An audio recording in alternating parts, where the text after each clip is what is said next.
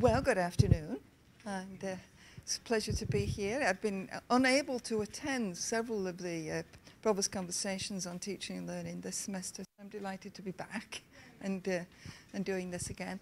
And I'm particularly pleased today that we have Dr. Tami Al-Hazza, who is going to be speaking with us and focusing on rapport for students, because it is a very important part of their engagement and keeping them really involved in the classroom.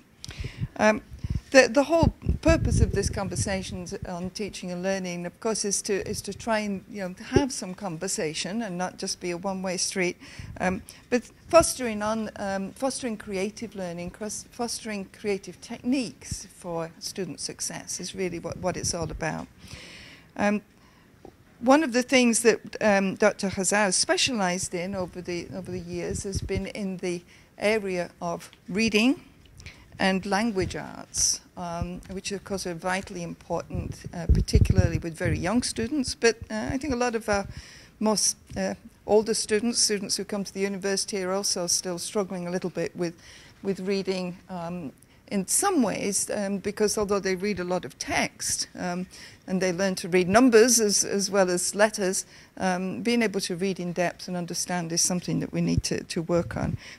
Dr. Al-Hazza has over a decade of experience in teaching kindergarten through grade 6, and as an elementary school teacher and as a reading specialist, so she really brings a lot of those skills to us. Her experience includes teaching in American schools, but teaching extensively in the Middle East as well. She's taught for a number of years at Kuwait University, and her research interests include the new literacies and introducing Middle East literature into the classroom. And according to what it says here that you believe, Dr. Al-Hazza, and I'm assuming this is true, Dr. Al-Hazza believes that the establishment of rapport is an integral part of the learning environment, since it does obviously enhance the students' satisfaction in the courses and in their learning. It's not established in a single event. It's something that has to be developed over time, and certainly begins with the course syllabus and how we sort of set out the expectations for the course right from the beginning and then continues throughout the semester. So Dr. Al-Hazza today is going to explain to us what she does and how she builds this rapport with the students throughout the semester, and we look forward to your conversation today. Thank you.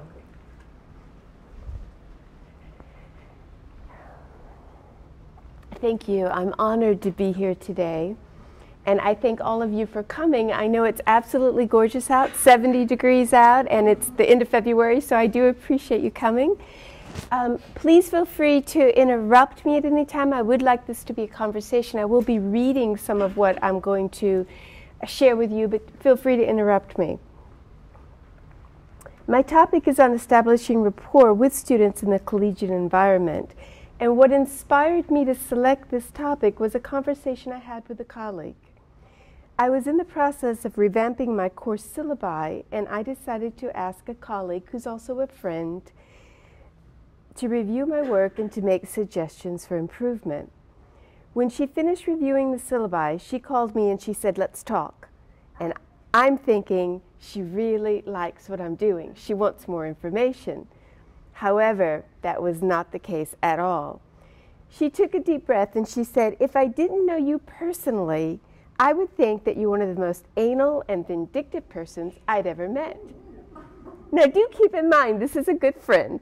I was shocked, but I know that this friend has a tendency to be outrageous at times and outspoken. And so I thought to myself, either she's had too much coffee today or she is having a bad day. So I thanked her, and I thought to myself, I'm not going to ask for her feedback on my syllabi again. But I started thinking about what she said.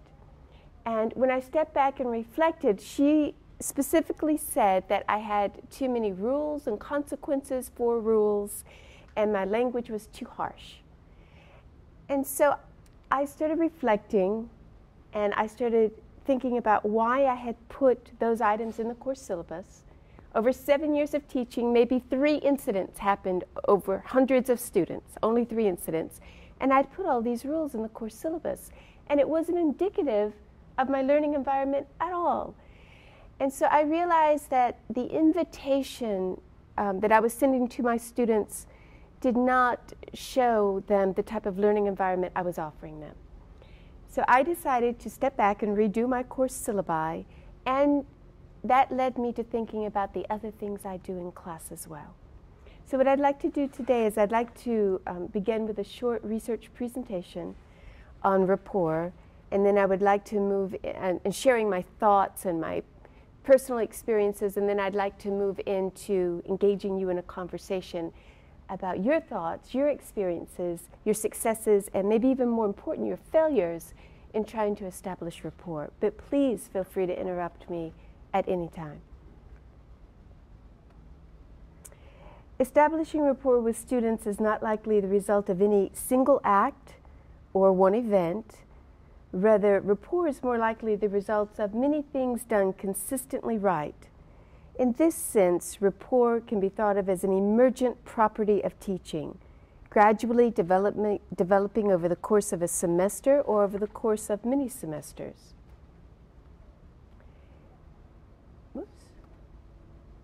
Another way of conceptualizing rapport between teachers and students is to think of rapport in the same way many therapists view the therapeutic alliance between themselves and their clients. This alliance is marked by 4 elements, and these 4 elements can be mapped onto a model for the teacher-student relationship. And this model would contain language such as the extent to which the students see the relevance or importance of projects and goals and activities in the course.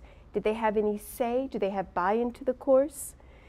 The student's ability to work towards these goals, and the professor's ability to scaffold the student's learning, and the connectivity, the emotional connectivity between the professor and the student. Another way to view rapport is as a form of connectedness that is revealed in our interactions with students, our attitudes towards our subject matter, and our attitude towards education.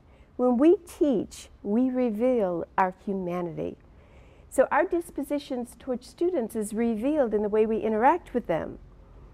This conversation with my colleague inspired me to engage in reflection about what preconceived ideas and attitudes that I'm bringing to my class. What were the reasons I had the language on my course syllabus that I had? And that made me change some of my behaviors I was engaging in. If I hold preconceived ideas about my students, whether I feel that my students are academically inclined or not, whether I feel that they're trying to miss deadlines because they're not organized or not, what were my preconceived ideas? Did I believe that they were capable of engaging in outstanding academic performance or not? So my messages were being sent to students through my course syllabus, through my language, through my assignments, and through the way I interacted with them.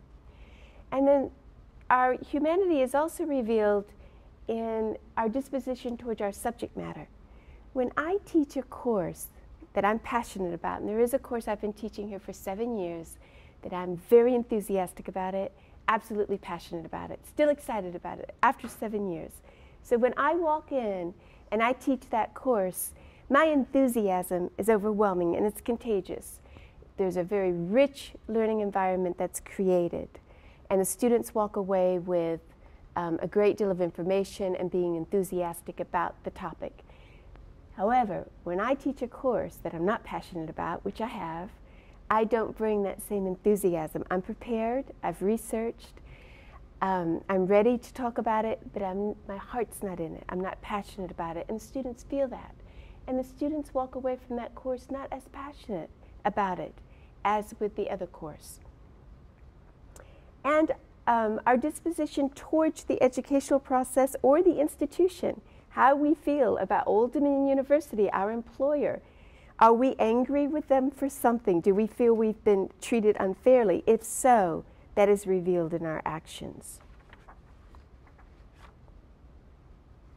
Attempting to understand rapport by placing it within this sort of conceptual scheme is only half the story, and perhaps the less important half at that. The other half, of course, is knowing how students experience rapport.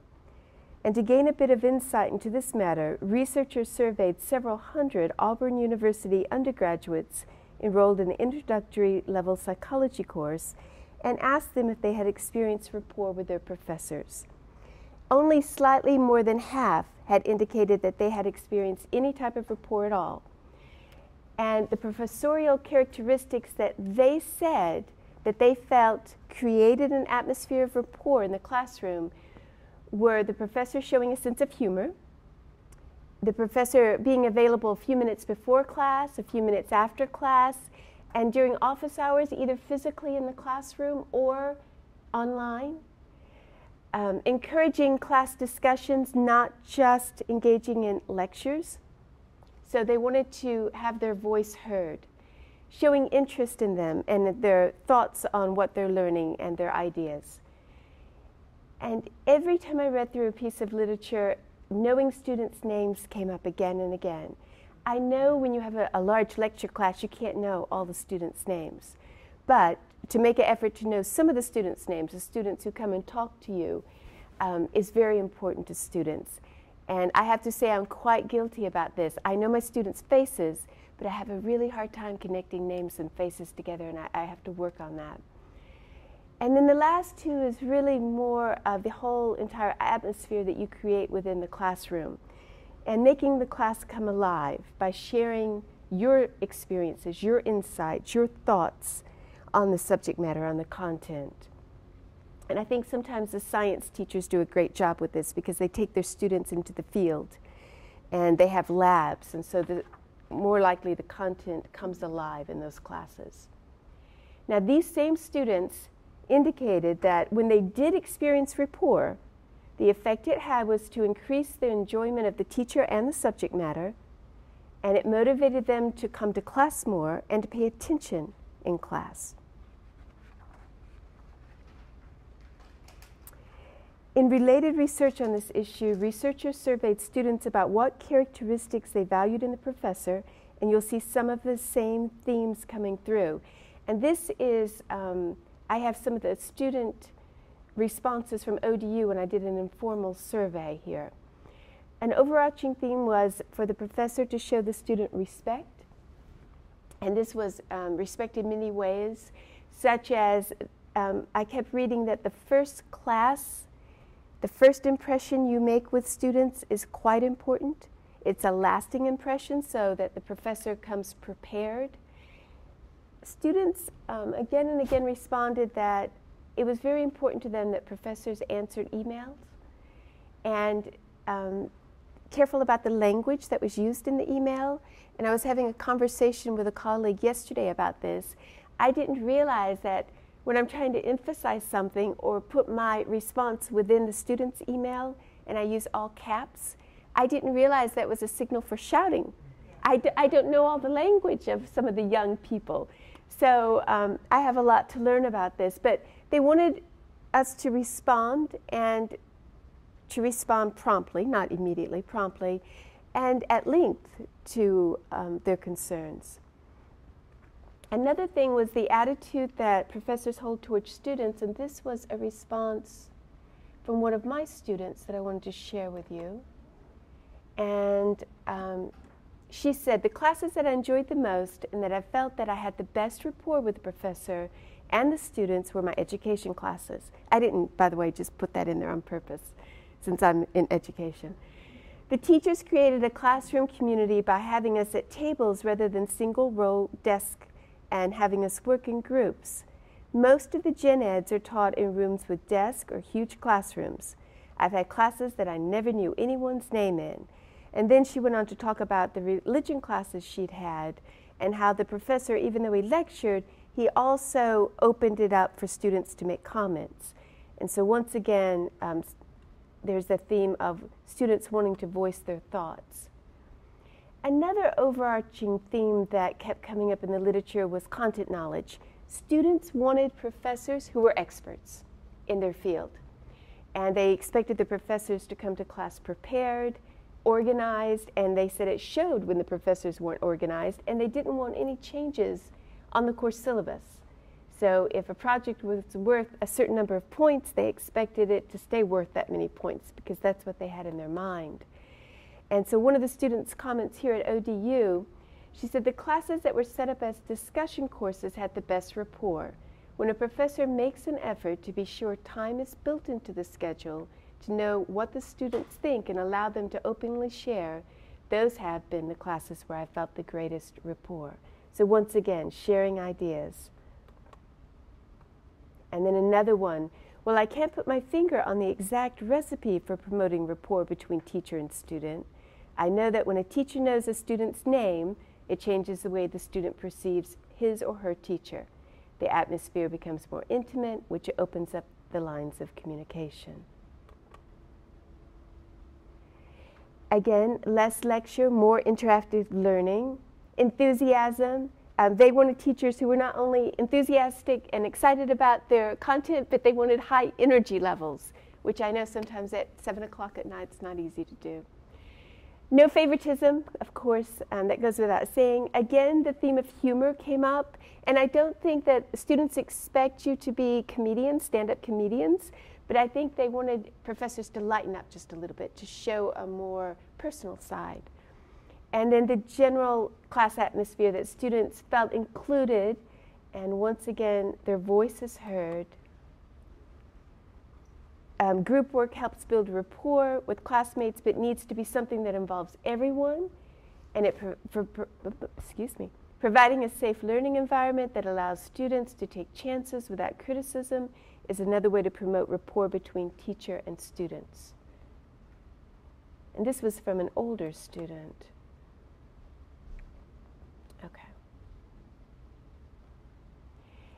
Now I wanted to shift just a little bit in thinking about rapport to thinking about establishing rapport among our students. In the College of Education, a professor and several of his doctoral students conducted a study with regard to what professorial characteristics were related to creating rapport. And he actually had labeled it sense of community, and I asked him if I could put rapport instead. He said the way they defined rapport was the degree of cohesion and feeling connected and having a shared goal of learning. So he said that it was appropriate that I could insert rapport instead of sense of community. The findings indicated that students rated these professorial characteristics as correlated with their feeling of sense of cohesion and feeling connected with other students in their class. And if you will notice, the same theme: humor, enthusiastic, extroverted we haven't seen before, organized, knowledgeable, objective and fair, and empathetic. Significant correlations. Now, I wasn't sure how many people would come today since my topic was on establishing rapport, because I realized that there are some professors who feel that they're experts in their field and their job is not to establish rapport with students but to share their expertise. And they're not there to make students feel good. And it isn't that these professors aren't nice people. In fact, they may be quite delightful. It's just that that's how they've always defined their position. That's how they view their job. So I wanted to move from the affective domain into the cognitive domain, and to say that research indicates, and this is the same research in the College of Education, that students are willing to expend more effort in classes where they feel rapport, and they also feel that they've learned more in classes where they felt rapport. So we're seeing that rapport can have more than just a feel-good effect on students.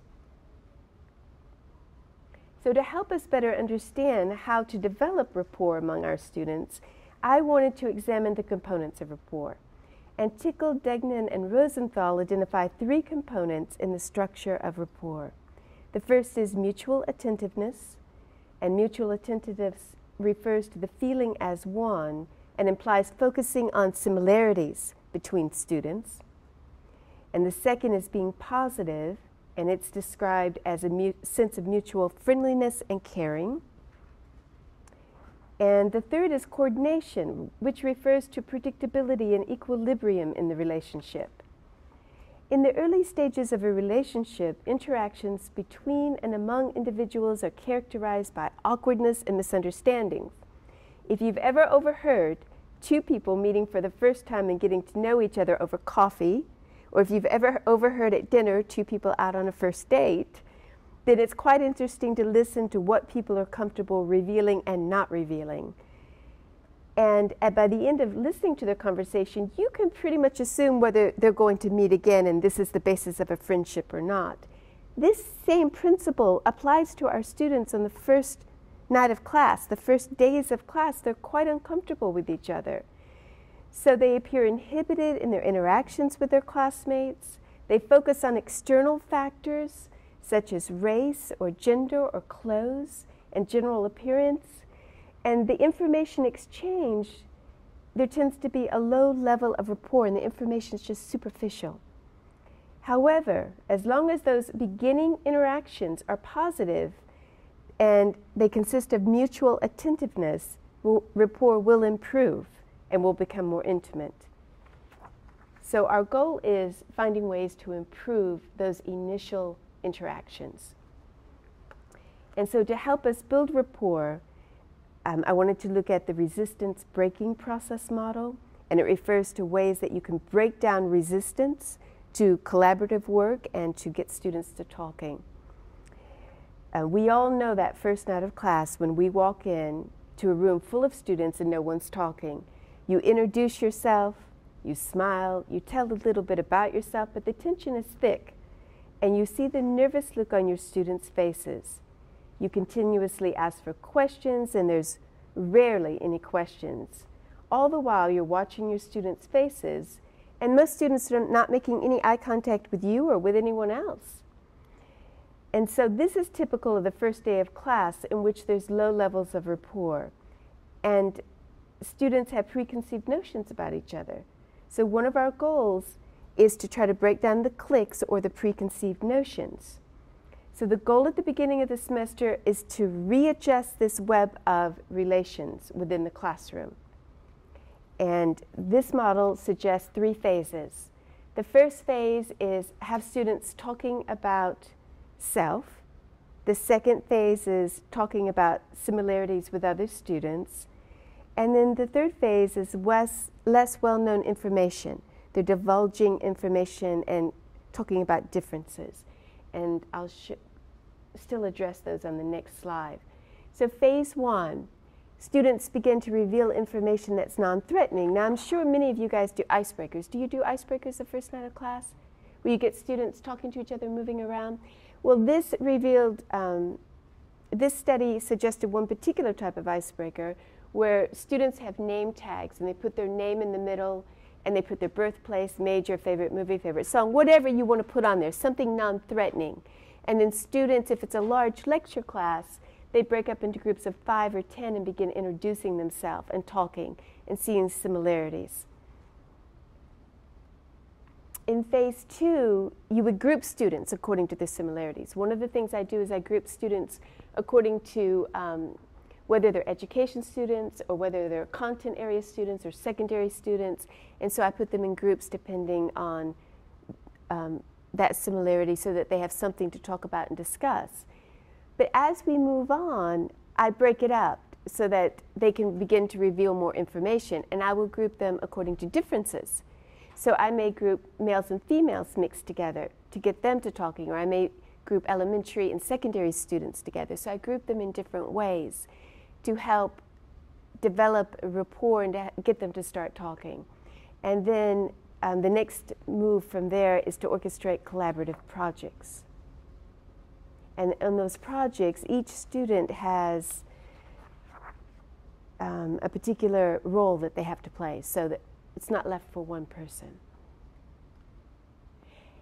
The other voices that, that I didn't see in the literature are the aspects of rapport are diverse students. And when I was reviewing the literature and I was thinking through my teaching experience in the Middle East and in Europe, I didn't see anything about our diverse students sitting in the classroom. So I've talked about rapport from a white, middle-class, Western perspective. But one time when I was in Europe and I was teaching, and I had mixed students into different groups, I was over-listening. I don't always listen to other people's conversations, but I was listening to the students working, and one student was saying to the other, "You don't make eye contact with me.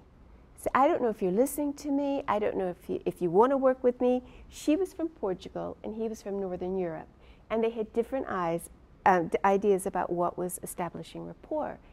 And so that started a conversation about how different people have different expectations. And I didn't see that when I was reviewing the literature.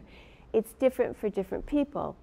So I wanted to stop here and thank you for setting through the slides, but now I'd like to open it up.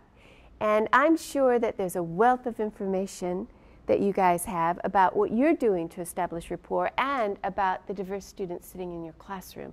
And I'd love to hear from you. I'm here with the mic. I think I have one. Good.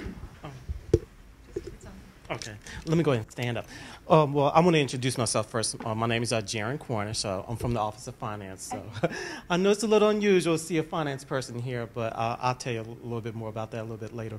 But I wanted to ask you, in your experience, have you ever been in a situation in establishing rapport with your students where you may have to kind of like tweak it a little bit based on coming across students from a different ethnic background, maybe black students, Latino, Asian? I mean, have you ever been in that situation where you have to kind of like tweak it in such a way to be able to effectively be able to establish a good link between you and the student? Oh, absolutely. And I have a great deal of experience in the Middle East, and so the rules are different, and the way I establish rapport there is different, or how close I come to people may be different, or my movements, or if I touch someone.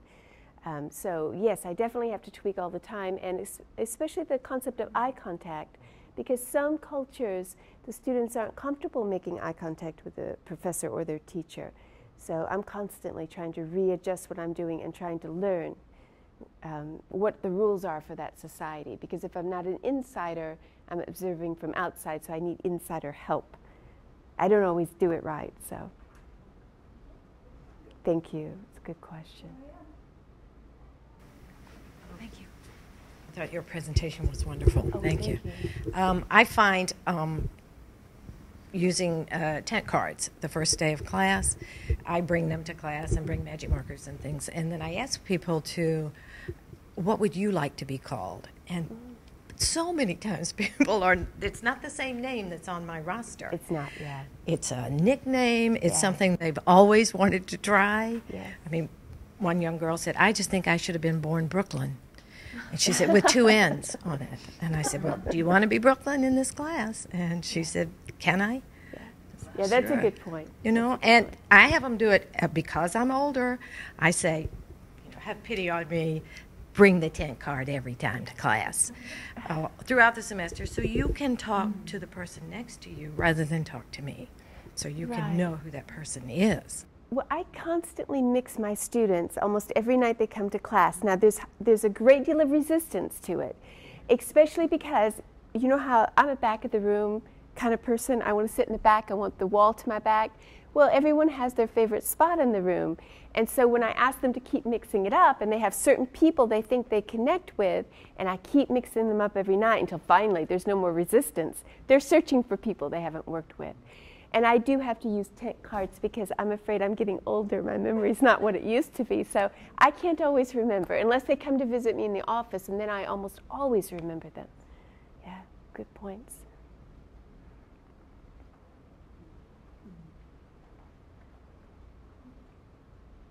Okay. Now, I've been teaching for a long time, but I'm always nervous the first day I get into class because I don't know how my students will react. So one of the things I do is, and I've read literature that says they decide about you in the first 30 seconds. Right?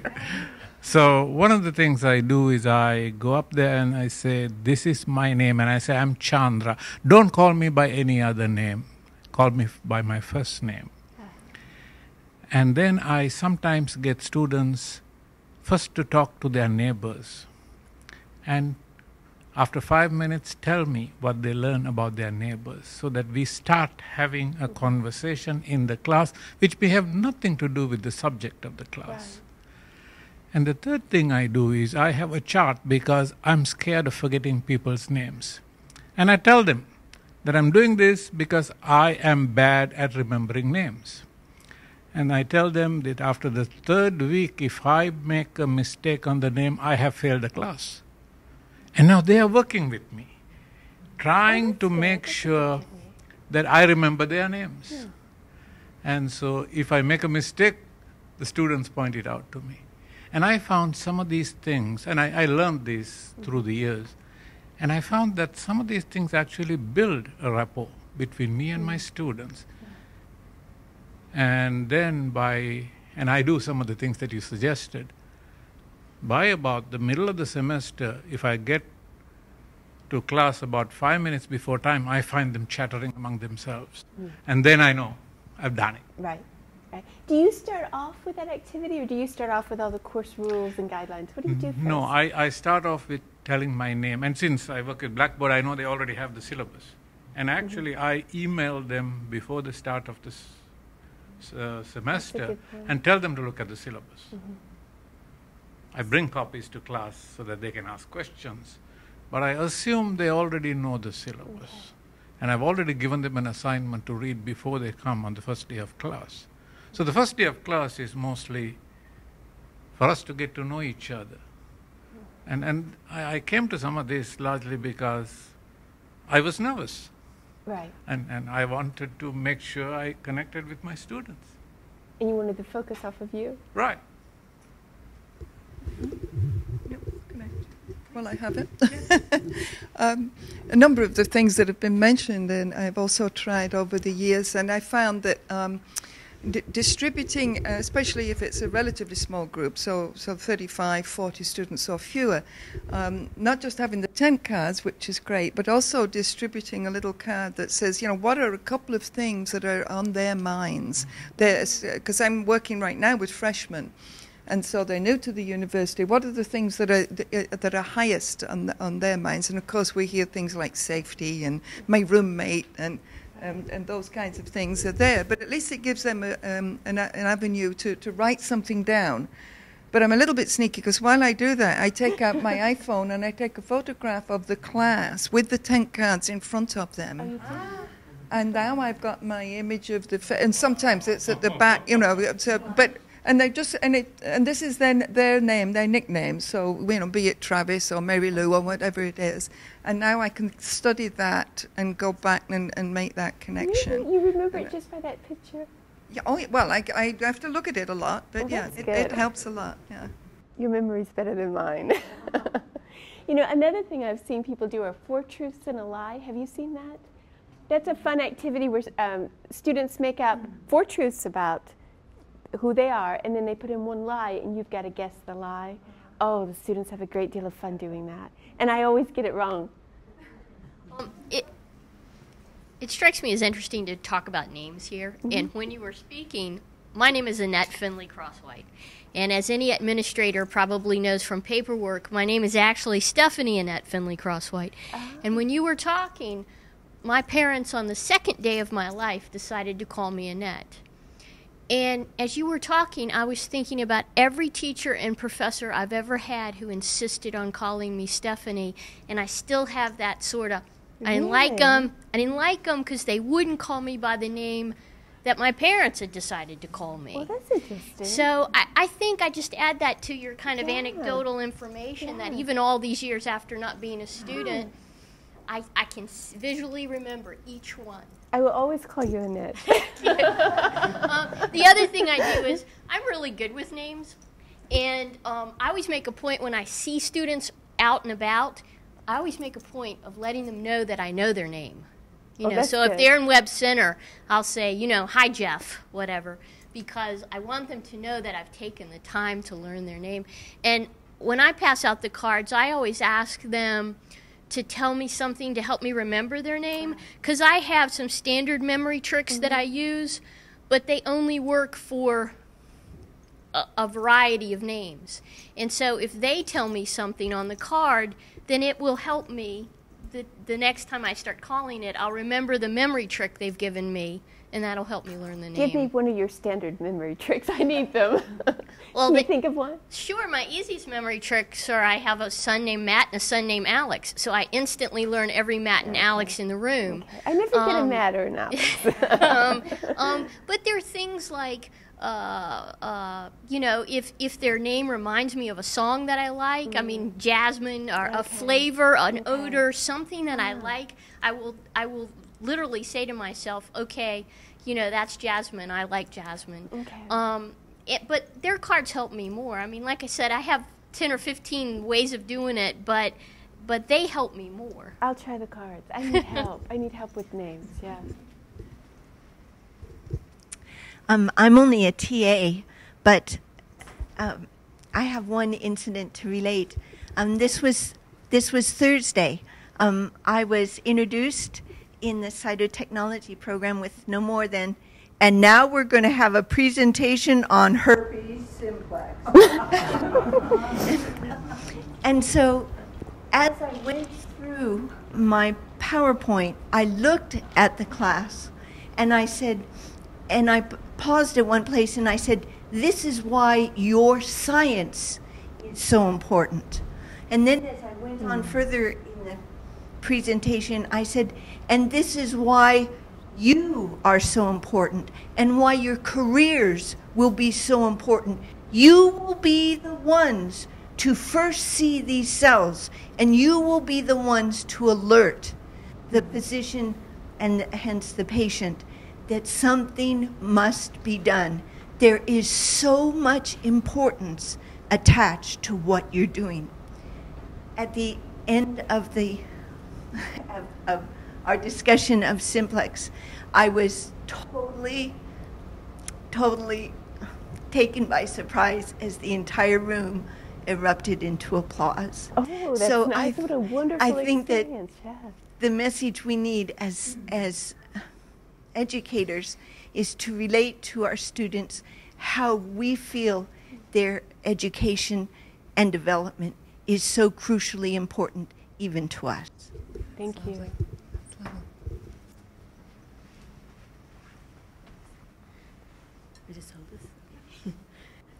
My name is Christine, and I teach French, and I don't know whether this is favoritism, but I've lived in the Middle East a lot in Europe, and so before I meet the class, I kind of analyze their names. I can tell if it's a Chinese student or a Thai student or an Arab student or a Russian student or Latino, and often African American. So I sort of search them out, and when they talk about each other, you know, I ask the person to talk a little bit about Russia, and she kind of lights up because the foreign students, India, Nepal too, the foreign students are kind of shy sometimes, and it's their first. Sometimes they've just arrived in America, and they just light up, and then the American students know a little more about Russia or how the French, the African Americans. I tell them how the French welcomed the African Americans in the 20s, Louis Armstrong, Richard Wright, Josephine Baker, and anyway, it kind of encourages the students. I'll say a quick something if I can. I teach distance classes, so establishing rapport with students when they're not nearby can be a little bit difficult. I do the cards, except I do them online. Oh, you do that? Before my students arrive for class, I have sent them an email, as Chandra does, and asked them to introduce themselves to us on a discussion board. And on the discussion board, I ask your name, what you'd like to be called, your major, where you're from, what you're going to do with this course, and anything else you'd like to tell us. And this really separates the introverts and the extroverts, because the extroverts send me pictures of their dog, and, you know. But it engenders a conversation between them sometimes, because someone will say, I'm a quilter. And another student from another site will say, you're a quilter? I'm going to the Quilting Bee in Roanoke. Are you going to be there? We can meet. It's wonderful. But what I do with that, they don't expect. They think I've just put them into a forum where they can get to know each other. That's not the case. Because I teach grammar, I have the wonderful opportunity of having to make up sample sentences. So I make them up about them, and I call it outing my students. And I'll say, okay, now that we know subject, predicate, or direct object, let's out the students. And I can feel the Norfolk students just start to tense, because I'm going to say, Tami drives a black car. What is a black car? It's a direct object. No, Tami needs to answer this one. So the students get to know each other, but they also get to know each other by doing sentences about their cards. Because I say, you told us all it's fair game. I put it up. So anyway, that works in a distance environment. Other ideas? GW? I teach a one-credit career planning class. And I noticed on the first day of class that students typically are looking very stern and serious. But I think what you said about using humor, it kind of lightens students up. And also being willing to show your vulnerability. When I make a mistake in class, being willing to admit that I've made a mistake and laughing at myself. So it loosens students up. And also trying to maintain a energy level when I go into that class, because a lot of times you can see students, it's an early morning class and I've taught in the late afternoon, and you can see students slouching down in the seats, but trying to come in there energized, getting them pumped up, because the more energy I think that we display, then it tends to draw them out. But I guess the humor thing is what I use a lot to kind of loosen people up. When I'm tired, when I'm going into a 420 class and I know my energy level's low, I stop over and pick up cappuccino to take with me. Because I need to pump up. I need to have my energy high so the students will be excited. Of course, I don't sleep that night, but...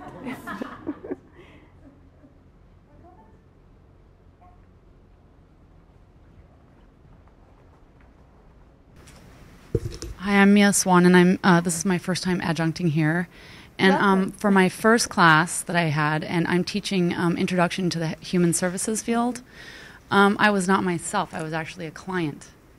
And I came in as a pregnant teenager. And I asked them, I set up the scenario as a Japanese pregnant teenager, made it even harder, and acted the part and said, oh, my parents want to kick me out. My boyfriend wants me to have an abortion. And so I went with this, and they just... I think I want to call it an attention grabber. Like I got their attention. And then I said, so what we're going to be doing in this class is you're going to be learning how to deal with people like Tomiko is what I called her. And that's what we'll be focusing on, is how to effectively help people that are going to be coming to you for help. It's an excellent first class. Definitely an icebreaker. Yes, I think so. Thank you. Other comments?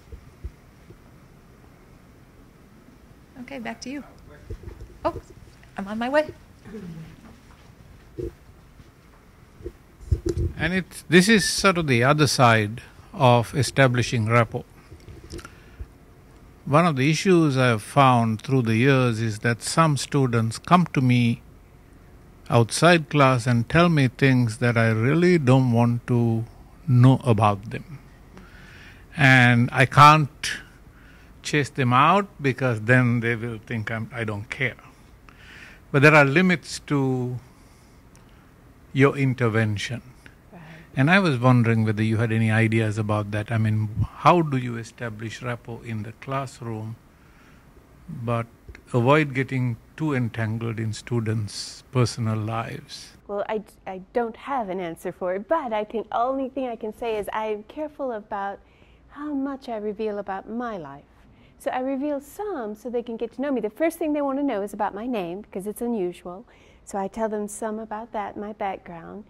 But I try to limit how much I tell them about me, and usually that's worked on not having too many revelations that I don't know what to do with. But that's an excellent question. So I don't have an answer is my answer. That's a problem for me too. I teach women's studies. And so by the very nature of the subject, we have people come to us who are pregnant, who are needing Plan B, who are just coming out as being lesbian or gay and wanting to have someone validate that. And they want it from a professor. And when you open that door, and you do open it in the classroom, in that sense, they will come through it. So I'm hopeful. I think this is a much longer conversation of where the door is, where the boundaries are, and how fluid they are. And I'm hoping maybe you'll have something like on that, because it's a huge issue. For me and for our department, it is too. So, thank you. Yeah. That's a very good point, but I think it's also important to remember that the university has counselling services, they have referral services, and I think especially if it's a student that's in distress, getting them quickly to a professional and maybe walking with them, because often, it's no use just saying, well, go to room 468 over and, 3 blocks away. You're really walking with them and sort of saying, here's, let's get you in touch with somebody that really can help you, that knows about this. Well, while we as individuals might be empathetic, we're not necessarily the best to be able to give the best advice. So I mean, but I think it's a very important topic and one that we should talk. Yeah. Those sort of things, but who they come to is who they want to respond to. Yeah. Initially, in some way. Yeah. I agree. Well, I thank you so very much for coming on this beautiful day, for participating, for your ideas, your thoughts, and for sharing. Thank you. Thank you.